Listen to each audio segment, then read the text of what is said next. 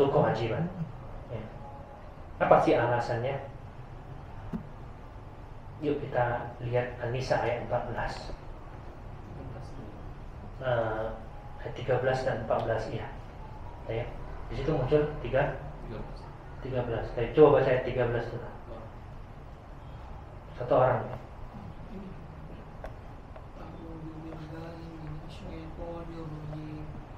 Tilka hududullah wa may yuti'illaha wa rasulahu yudkhilhu jannatin tajri min tahtihal anhar khalidina fiha wa dzalikal fawzul azim. Ayat 13, An-Nisa ayat 13 ya. Setelah di ayat 11, 12 Allah menceritakan bagian-bagian untuk ahli waris. Di ayat ke-13 Allah SWT mengatakan itulah hududullah, batasan-batasan Allah. Itulah yang telah Allah tentukan, hukum had ya, untuk masalah pembagian harta. Barang siapa yang taat dengan ini, maka dia masuk surga kekal di dalamnya, dan itulah kemenangan yang besar. Di ayat ke-14 wa may ya'sillaha wa rasulahu wa yata'adda hududahu yudkhilhu naran khalidan fiha wa lahu 'adzabun muhin ya. Dan barang siapa yang mendurhakai Allah, tidak patuh dengan hukum waris ini, melanggar ketentuan Allah, melanggar hududullah ya, maka Allah akan memasukkannya ke dalam neraka jahanam, yudkhilhu naran khalidan fiha, kekal di dalamnya. Cukup sampai di situ? Enggak. Walahu 'adzabun muhin, dan dia mendapatkan azab yang menghinakan. Nah, untuk siapa ayat ini? Untuk mereka yang sengaja melanggar dan tidak mengindahkan ketentuan Allah dalam hukum waris ya. Padahal dia tahu, padahal dia sadar, maka Allah akan memasukkannya ke dalam api neraka. Dan tidak hanya dimasukkan ke dalam api neraka ya, dikatakan khalidan fiha, kekal. Sederhana pertanyaannya, bukankah yang kekal di neraka itu orang kafir? Kenapa di sini ayat ini ditujukan kepada orang mukmin? Bukankah orang Islam, orang beriman itu tidak kekal di neraka? Maka ada dua penafsiran ya. Ada maksiat, kata Imam Qurtubi, ada maksiat yang tidak berdampak kepada kekufuran. Ada yang maksiat yang berdampak kepada kekufuran ya. Maka orang yang melanggar aturan Allah dalam hukum waris itu termasuk melanggar yang berdampak kepada kekufuran orang tersebut. Ini jadi penyebab dia kekal abadi di neraka. Artinya dia menentang hukum Allah yang berkaitan dengan waris. Pendapat kedua, seperti ayat tentang membunuh. Wa man qatala mu'minan muta'ammidan fajazaohu jahannam khalidan fiha. Barang siapa yang dia membunuh seorang mukmin dengan sengaja, maka balasannya adalah neraka jahanam, dia kekal di dalamnya. Di antara penafsiran kekal di dalamnya, kalau dia orang mukmin ya, itu menunjukkan waktu yang sangat lama di neraka. Jadi seperti seolah-olah kekal ya. Karena sehari di akhirat itu 50.000 tahun di dunia. Umur kita beda nyampe 50.000 tahun. Umur kita di dunia ini ya paling kencang 60 tahun. Satu hari di akhirat 50.000 tahun. Bagaimana kalau dia masuk neraka dalam waktu yang sangat lama? Ya, seolah-olah dia seperti kekal. Seperti itu. Nah, ini penafsiran kedua. Kenapa Allah ancam dengan kekekalan di neraka? Padahal dia mukmin. Dan kita tahu bersama orang yang beriman tidak akan kekal selama-lamanya di neraka. Ya, dia akan diazab untuk menebus dosa-dosanya. Berarti kalau khalidan fiha, untuk seorang mukmin kekal di dalamnya siapa? Dia akan masuk neraka dalam jangka waktu yang sangat lama. Nah, dan dia mendapatkan azab yang menghinakan. Nah, beda dengan dosa-dosa lain. Ya. Allah Subhanahu wa taala mengatakan untuk orang yang tidak membagi warisan sebagaimana yang telah Allah tetapkan, maka dia khalidan fiha, akan masuk neraka dalam waktu yang sangat lama. Baik. Kalau kita mau bedakan ya, perbedaan seorang mukmin dengan kafir ketika di neraka itu dari lamanya dia diazab di neraka. Orang kafir abadi di neraka, sedangkan orang mukmin tidak. Ya, dia cukup menebus dosa-dosanya. Namun ternyata ayat ini menunjukkan sebuah anomali bahwasanya seorang muslim yang tidak menjalankan aturan Allah yang sangat Allah tekankan, diantaranya aturan hukum waris, ya, diancam dengan kekal di dalam neraka. Ya. Padahal ini siksaan khusus untuk orang-orang kafir. Di dunia orang ini tetap dianggap muslim. Ya. Kalau dia meninggal kita perlakukan sebagai seorang muslim, dimandikan, dikafani, disolatkan, dikuburkan, ya, di pemakaman kaum muslimin, ya. Artinya di dunia dia nggak seperti orang kafir, tapi di akhirat hukumannya dibuat mirip seperti hukuman orang kafir. Berarti ini ancaman yang sangat merisaukan hati. Sebenarnya satu ayat ini cukup jadi alasan kita untuk paham waris, belajar ilmu waris, dan kita mempraktekkannya, ya. Jangan sampai kita katakan sepele. Akibatnya apa? Khalidan fiha. Nah, masuk neraka, kekal di dalamnya. Baik, ini alasan pertama kenapa pentingnya kita belajar ilmu waris. Yang kedua, ya, ada perintah khusus dari baginda Nabi Sallallahu Alaihi Wasallam. Kalau kita bicara rukun iman yang 5, ya, kita diperintahkan dengan yang 5 hal tersebut. Tapi belum kita dengar, ya, hadis Nabi SAW yang pada intinya menyuruh kita secara tegas untuk mempelajari ilmu tentang sholat, ya, ilmu tentang puasa, ilmu tentang zakat, ilmu tentang haji, umrah, ya kan? Walaupun itu rukun Islam, kita memang diperintahkan mengerjakannya, tapi belajar ilmunya tidak ada dalil secara khusus, yang ada dalil secara umum, ya kan? Talabul ilmi fardhun 'ala kulli muslim, ya. Menuntut ilmu wajib bagi setiap muslim. Namun secara khusus belajarlah ilmu salat, belajarlah ilmu puasa, belajarlah ilmu zakat, ya, belajarlah ilmu haji misalkan. Tidak ada hadis yang seperti itu. Ya. Beda dengan hukum waris. Ternyata Rasulullah SAW memberikan perintah secara khusus. Tidak hanya perintah untuk belajar, tapi perintah untuk mengajarkan. Dalam hadis riwayat Ibnu Majah, ya, Rasulullah SAW bersabda kepada Abu Hurairah, "Ya Aba Hurairah, ta'allamul fara'idha wa'allimuha." Wahai Abu Hurairah, pelajarilah ilmu waris dan ajarkanlah. Ya, pelajarilah ilmu waris. Jelas redaksinya. Pelajarilah fara'id, ya, dan ajarkanlah. Fa innahu nisful ilmi wa innahu yunsa. Karena itu adalah setengah dari ilmu. Yang kedua, dia dilupakan. Yang ketiga, wa huwa awwalu ma yunza'u min ummati, dan ilmu inilah yang pertama kali akan hilang dari umatku. Baik, apa maksudnya setengah ilmu? Manusia itu di dunia kalau nggak hidup dia mati. Ilmu tentang waris ini adalah masalah setelah orang meninggal dunia. Kayak dikatakan setengah ilmu. Yang kedua, ilmu ini dilupakan orang. Lihat zaman sekarang, mana yang mau paham dengan pembagian waris secara benar di zaman ini?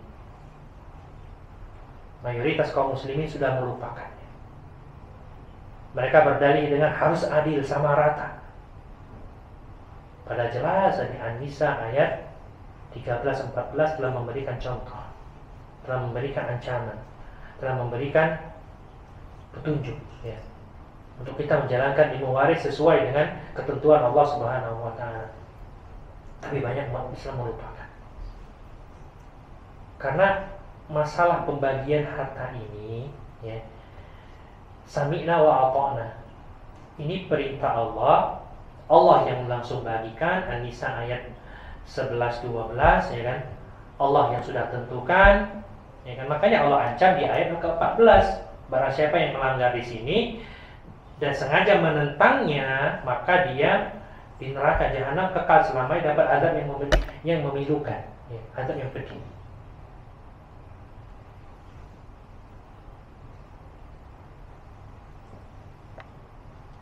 Bukankah Allah tidak adil di sini ketika membagi para laki-laki lebih banyak daripada wanita misalkan? Ya. Bukankah Allah mengatakan wa ahkamul hakimin, Allah sebaik-baik yang menentukan keputusan. Ya. Makanya kalau kita menentang masalah waris ini, berarti kita menentang dengan apa yang sudah Allah bagikan melalui firman-Nya yang abadi di surah An-Nisa ayat ke-11 dan 12. Justru keadilan yang dikatakan keadilan sesungguhnya adalah tak kala kita menempatkan sesuatu pada tempatnya. Makanya masalah pembagian waris ini ya, kita tidak banyak dapatkan dari hadis, justru dari ayat Quran. Ya. Hampir 90%-nya itu pembagian waris itu ada dari Al-Quran di surah An-Nisa ya, ayat 11 dan ayat ke-12. Karena Allah langsung yang bagikan, suka atau tidak suka, ridho atau tidak ridho, mau atau tidak mau. Ketika kita melanggar itu berarti melanggar apa yang sudah Allah bagikan. Dan yang ketiga alasannya, ilmu waris adalah ilmu yang pertama kali akan dicabut dari umat ini. Jadi ketika umat sudah banyak melupakan ya, mereka sudah termakan propaganda adil yang tidak adil ya kan. Karena adil itu tidak mesti sama rata. Adil itu harus menempatkan sesuatu pada tempatnya. Ya. Ketika ilmu ini sudah banyak dilupakan, maka ilmu yang pertama kali akan diangkat dari umat ini adalah ilmu tentang masalah waris ya. Karena sudah sedikit yang mengajarkannya, sudah sedikit yang belajar ya, dan kebanyakan orang tidak mau memahami masalah waris ini ya. Padahal ini kewajiban dalam agamanya. Baik, kita sudah belajar ilmu, kita sudah memahami, tapi ternyata kita nggak bisa mengajarkan. Misalkan kita nggak bisa bikin majelis belajar waris dari nol misalkan, ya kan? Maka paling tidak minimal kita mengajarkan keluarga kita. Baik. Apabila yang belajar suami, maka suami ajarkan kepada istrinya, pada anak-anaknya. Tuliskan wasiat tentang masalah waris yang benar ya. Kalau yang belajar seorang istri, maka ajarkan ilmu ini kepada suami dan anak-anaknya. Baik. Kemudian ya, kenapa kita belajar ilmu waris dan kenapa kita mengajarkannya? Nabi sallallahu alaihi wasallam bersabda, "Ta'allamul Qur'an wa'allimuhun nas." Pelajarilah Al-Qur'an dan ajarkanlah kepada orang-orang. Wa ta'allamul fara'idha wa'allimuhun nas. Dan pelajarilah ilmu waris dan ajarkan kepada manusia. Fa inni imru'un maqbud. Sesungguhnya aku hanya manusia yang akan meninggal dunia. Wa innal ilma sayuqbadu wa yulharul fitan hatta yakhtalifa ithnani fil fariidhah. Dan sesungguhnya ilmu waris ini akan dicabut, lalu menyebarlah ketidakadilan, menyebarlah kezaliman ya, sampai-sampai ada dua orang keluarga, kakak beradik atau dia kerabat ya, dia berseteru, dia bertikai, dia berselisih dalam masalah warisan. La yajidani ma yaqdi biha, dan tidak menemukan orang yang bisa melerai atau menjawab pertikaian mereka. Hadis riwayat Darqutni. Baik. Makanya umat Islam ya, di KTP-nya agama Islam, nah ya, yang setiap tahun dia pergi umroh, setiap tahun dia ke tanah suci untuk berhaji ya. Tapi ketika orang tuanya wafat, dia tidak menggunakan hukum Allah dan perbagian waris ya, maka ingat ini suatu kezaliman ya terhadap kerabat sendiri. Baik. Kenapa? Terkadang bukan karena nggak mau belajar.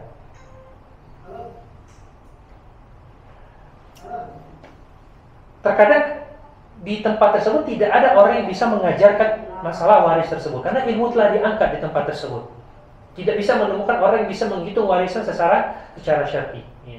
Sehingga akhirnya mereka membagi dengan cara yang dimurkai oleh Allah Subhanahu wa taala. Ya, makanya kita hidupkan kajian faraid, kajian ilmu waris ini melalui pengajian-pengajian, melalui pelatihan-pelatihan secara khusus ya. Dan termasuk juga ya, kita menyebarkan tulisan-tulisan yang berkaitan dengan ilmu waris ya. Baik. Kemudian ya,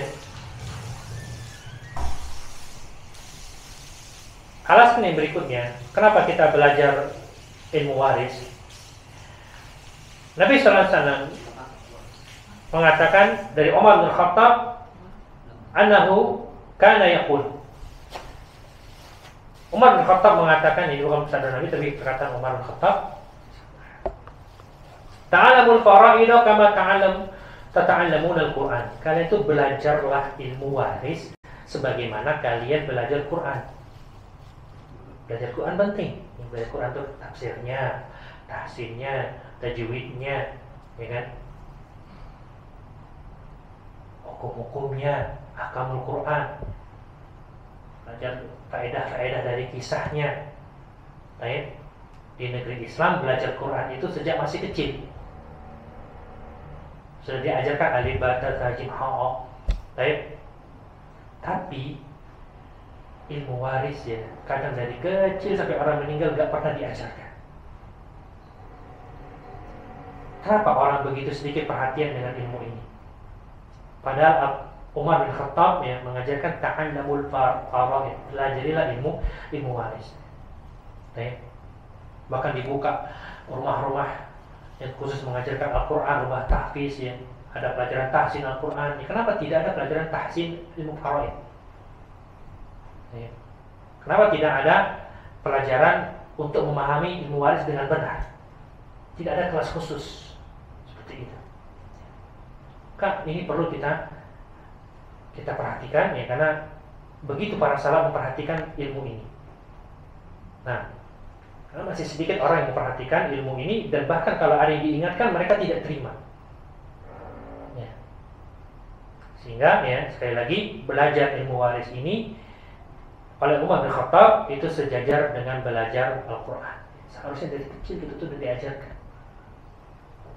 tentang ilmu waris. Sebagaimana dari kecil kita sudah diajarkan Al-Quran. Baik. Kemudian ya, alasan berikutnya kenapa kita belajar ilmu waris, ini merupakan bagian dari penegakan syariat Islam. Salah satu bentuk nyata dari langkah penegakan salah satu fondasi dan tiang bangunan Islam ya adalah dengan mempelajari ilmu waris ini. Baik. Langkahnya sederhana, nggak perlu kita gaduh ya, nggak perlu kita terlalu tegang ya. Cukup kita tahu kewajiban kita masing-masing ya, berapa bagian waris kita, kemudian kita tegakkan, kita ajarkan ya, dan jangan sampai raport kita merah nanti di akhirat tentang masalah waris ini. Kenapa banyak orang ya makan harta orang lain secara zalim karena nggak paham ilmu waris. Ya, ingat kita kasih tahu, orang meninggal dunia, kemudian dia meninggalkan harta. Ini harta otomatis jadi milik ahli waris, otomatis, auto, ya, nggak pakai persetujuan, enggak, karena Allah yang bagikan. Ketika dia makan harta tersebut dengan cara yang zalim, berarti ada hak saudaranya, ada hak kerabatnya yang dia makan di situ. Suka atau tidak suka, karena begitu seseorang meninggal dunia, loh, ya, harta itu bukan lagi milik dia, tapi milik ahli warisnya, ya, yang harus segera dibagikan. Makanya nggak boleh ditunda-tunda. Membagi waris itu tidak boleh ditunda-tunda. Ya. Jangan sampai kita di dunia ya sedih melihat rapor anak kita merah, ya, tapi ketika untuk masalah akhirat, terutama masalah waris ini, kita acuh. Baik. Kalau seandainya yang menentang masalah hukum waris ini adalah orang-orang non-muslim, ya memang begitulah mereka. Tapi tunggu disayangkan ya, ketika kita mengingatkan tentang pembagiannya seperti ini, ya, justru yang menentang itu adalah orang Islam itu sendiri. Ya. Mereka minta dibagi sama rata, harus adil. Ya, laki-laki dan perempuan harus sama. Ya, padahal Allah Subhanahu Wa Taala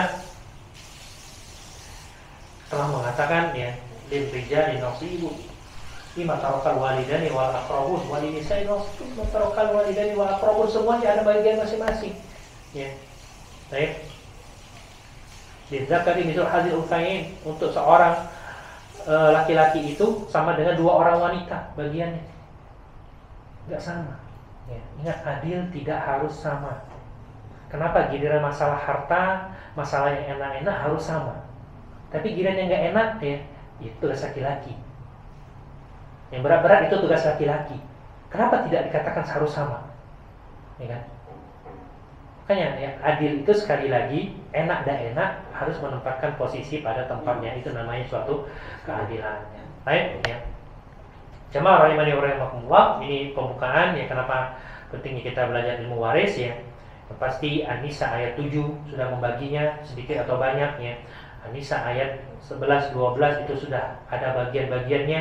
An-Nisa 13 14 ada ganjaran dan balasannya. Ada juga ada ancamannya, dan Nabi juga sudah berpesan, inilah ilmu yang pertama kali akan dicabut dari umatku ya. Kita menjaga kelestarian ilmu ini dengan belajar, dan insya Allah akan ada lagi yang mengajarkan ilmu ini ya dari majelis-majelis yang lain.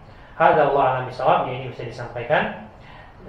Insya Allah pada pertemuan kita akan mulai masuk bahas masalah waris ya, dan insya Allah semoga Allah mudahkan kita bikin materinya dan akan bisa disimak secara online ya, begitu juga materi yang ditulis langsung di papan tulisnya. Sallallahu alaihi Muhammad wa ala alihi wasallam wa radwana subhanakallahumma wa bihamdik asyhadu an la ilaha illa anta astaghfiruka wa atubu ilaik. Assalamualaikum warahmatullahi wabarakatuh. Waalaikumsalam.